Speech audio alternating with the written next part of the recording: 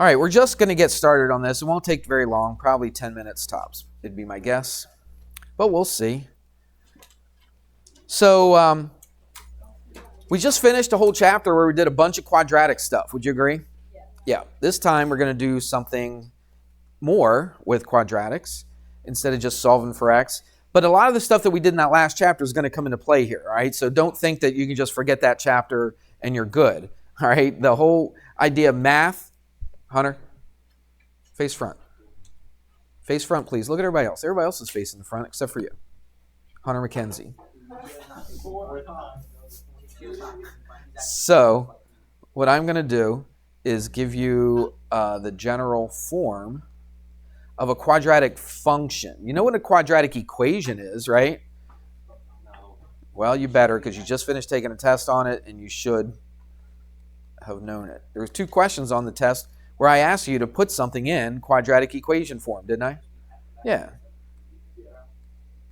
So the general form of a quadratic function. I asked it a little bit ago, had I done functions in f of x, and you said I did.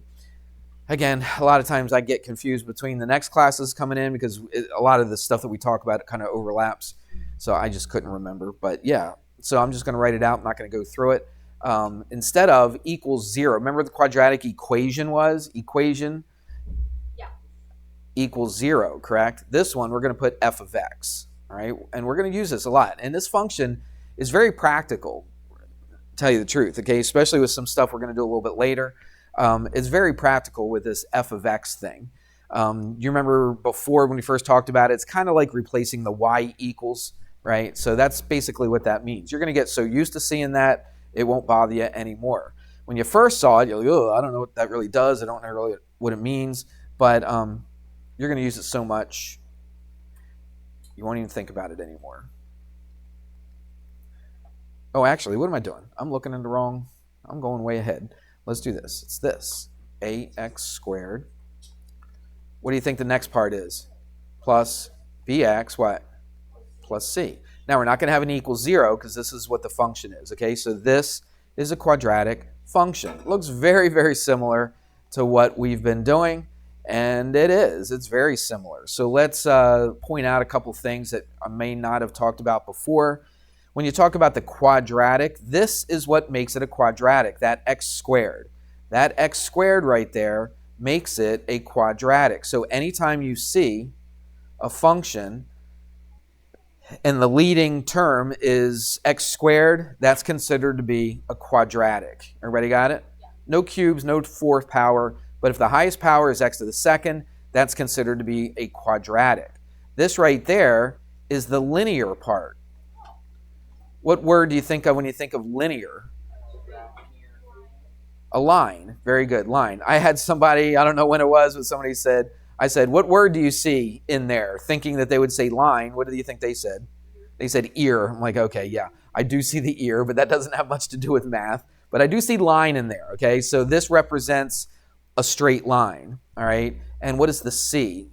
And actually happens, I mean, it goes A, B, and C, but it actually happens to start with a C. What is it? No, the coefficient's the number in front of the x. It's a constant, right? It's a constant. Why is it a constant? Because a constant never does what?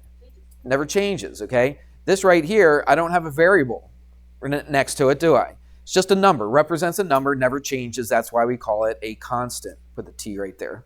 It's a little weird looking. Okay. Everybody good with that? All right. So now, first thing we're going to do, and this is all we're going to do today. We're going to go a lot further with this tomorrow, but today, all we're going to do is this one little thing, and it's a big thing. All right. Something we're going to do a lot of this chapter, and I know everybody's going to love this, but we're going to graph, okay, a quadratic function. All right, it is. So this is what I was going to write down earlier. So this is a specific, this is not general, but this is a specific quadratic function. And what we're going to do is we are going to graph without a calculator, without something else. By the way, tomorrow, remind me, I'm not going to require that you have graphing calculators in here. Okay, if you have one, that's great. But there is something from time to time, maybe, depends. Maybe on a quiz or a test, I may let you use it. But I'll just tell you right now.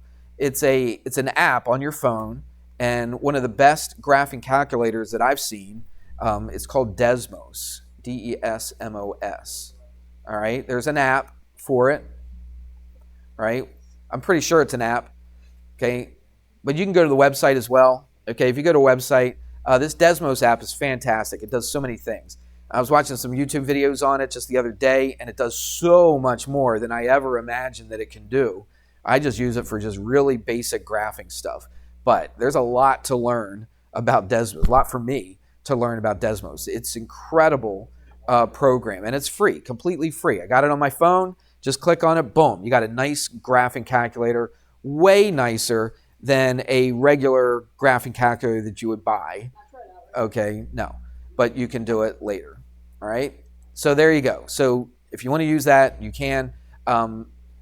It depends whether I let you use it on a quiz or a test. It just depends. I'll let you know, all right? There may be a time where you can use it. I'll just say that. All right, so what we're going to do, when you first learn how to graph, when you're a little kid, probably like 2 years ago, you probably learned how to graph something like this, all right? What if I asked you to graph that before the y equals mx plus b, before the slope and the y-intercept, remember all that stuff, right? Before you did any of that, what did your teacher do to show you how to graph something like that? Remember this? All right, put the x here, the y here, pick a few numbers, plug it in, right? See what you get for the y. That's exactly what we're going to do right here, okay? Now, we're not going to do this every time. Now, it would work, but it's a lot of work, okay? There's a better way to do it. But for right now, just today, all right, we are going to do that right here. So we're going to pick some x's and some y's. Now, the book picked it too, but I just used the points that the book picked because it picked perfect points. Pick perfect points. Say that 10 times fast. All right, so I'm going to start with -4. I'm going to go up to +2, -3, -2, -1, 0, 1. I'm going to give myself some more room here. And 2. There's a reason why I went to 2. I'll show you in a second. So you plug that stuff in. I'm not going to do all the math just because it takes too long, but I put a -4 in for this. Put a -4 in here, you work it out, and these are the numbers that you get. You get a 5, a 0, a -3, a -4, a -3, 0, and 5. All right? If you want to put those in, try it yourself. That's what you would get. All right? So now what we're going to do is we're going to grab a graph, and we're going to plot those points.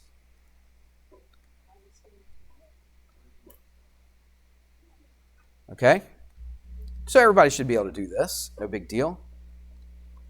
Now, how did I know to go from -4 to 2? Well, I really didn't. Okay, but these are the ones that work out really nice. Okay, so I just did that. So let's plot some points. -4, 5. 1, 2, 3, 4. 1, 2, 3, 4, 5. -3, 0. 1, 2, 3, 0. -2, -3. 1, 2, 3. Make sure I'm counting right. -1, -4. 0, -3. 1, 0. 2, 5. 1, 2, 5. Right there. There you go.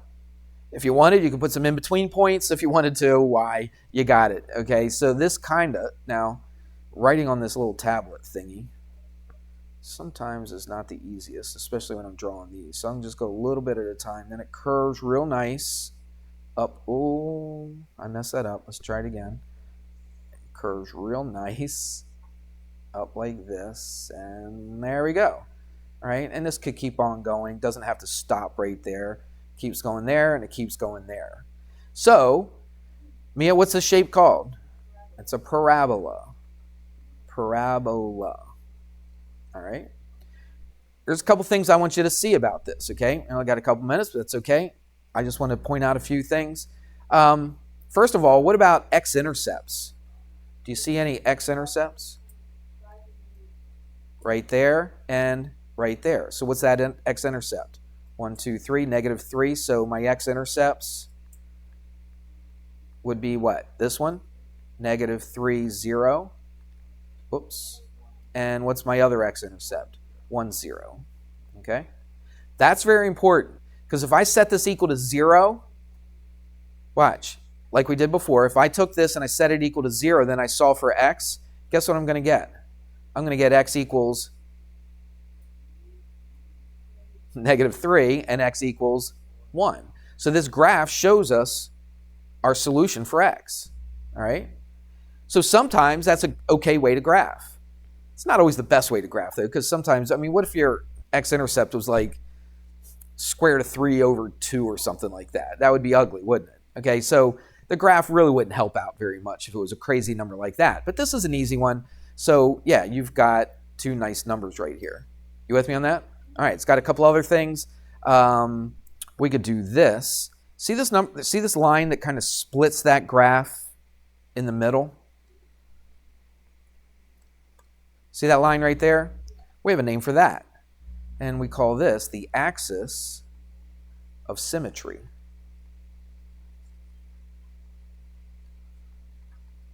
Okay? So it's a line that keeps on going, right, if I took it all the way down here. So that's called the axis of symmetry. What does it do? It splits that thing in half, right down the middle. Everybody see that? Okay. There's a couple other things. Let's see, what else do I want? Axis of symmetry. Okay. See this point? Let's change colors now. Let's go blue. See how this comes down and it hits the very bottom, then it comes back up again? Yeah. All right, that bottom part right there, I'll put a circle around it. That bottom point right there is an important point, and we call that the vertex. All right, the vertex of the curve or the parabola. You guys watching? So what is that point? A vertex is a point. So where is that? It's what? -1, -4. Okay, so it's -1, -4. That's our vertex. That's an important point. Okay, we're going to look at that point a little bit later. We're not always going to look at the graph itself. Okay, we're going to do some stuff to it to find that vertex. Thank you. All right, let's see. What else do we want? Oh, okay, this point right here. Again, different color just to make it pop out a little bit. See right here where it hits the y-axis? So any point that hits the y-axis is the not x-intercept, but the y-intercept. Okay? Make sense? Good. Let's see. Eccentric vertex. One more thing, and then we're done. Let's do the domain and range of this thing. What does that mean? Okay, the domain means what possible x values could you put in for this? All of them, everything, okay? There's no restriction for real numbers, okay? You could put negatives in there, you could put a 0, you could put positives, it doesn't matter. I can put any x, and then I'm going to eventually get to some y point. Make sense? So it's all the real numbers, and we do this crazy looking R thing, all right, to represent all the real numbers. What about the range, though? The range goes up and down. What are my possibilities for my y values? Can I have any y value at all? Look at that red parabola. What's my only y values? From where to where? Just greater than? Right, it could be equal to it, right? So anything greater than or equal to, how far down did we go? 1, 2, 3, what? 4. We went down 4. Okay, so it would be anything. This is how they write it. I don't know if I did this. Did I do this? Watch. Y. And I put this little up and down thing such that, do you remember that? Such that what? Y is greater than or equal to -4. So they could ask you a bunch of that stuff. Okay, ask you for the vertex, the axis of symmetry, the y-intercept, the x-intercept, the domain, the range, all that stuff about that. All right, that was a good start. I bet you can't wait till tomorrow, can you?